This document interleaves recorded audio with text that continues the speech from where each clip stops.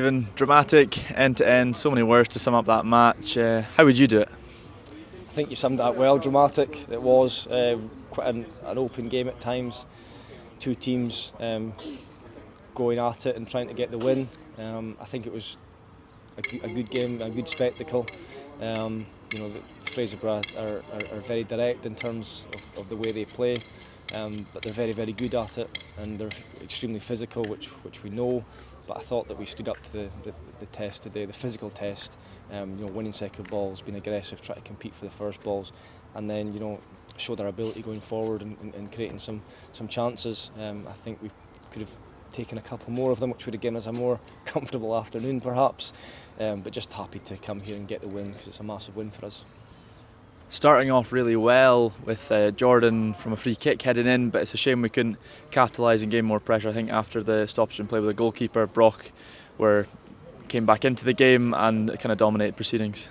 Yeah, they did. They came back into it. I mean, I think Tony's got an opportunity at 1-0 to put us 2-0 up and make a little bit more comfortable for us in the first half, but it wasn't to be. And yeah, they came into the game and put us under a lot of pressure. But like I said, we defended it extremely well. I thought Mark Nicholson and Finch were so strong at the back. Their starting position was great. They won most of their headers. They were resolute in the way they went about their business today, and as were the fullbacks, Colin and Miller. So you have to do that. You have to defend like that. You have to be really aggressive, but equally anticipate the second ball and get to the second ball first and try and take this thing out of the game at times. So we did that, and we got the third goal from Dubsy in the second half, which took a little bit of the kind of pressure off us, and we felt that we could see the game out, and then they nicked a goal to make it 3-2. It's a little bit kind of frantic the last few minutes, but we saw it out, which was important. I don't think if we came away from here with a draw, I don't think it would have been a fair reflection on the overall performance throughout the game. A team we haven't picked 3 points off since February 2020. In the paper, Jordan was adamant that we get the win. I assure yourself to the players we get the win. Is that the message that you put across, not to fear Fraserburgh? Has to be. We want to win this league, so you have to come to tough places like Fraserburgh and win.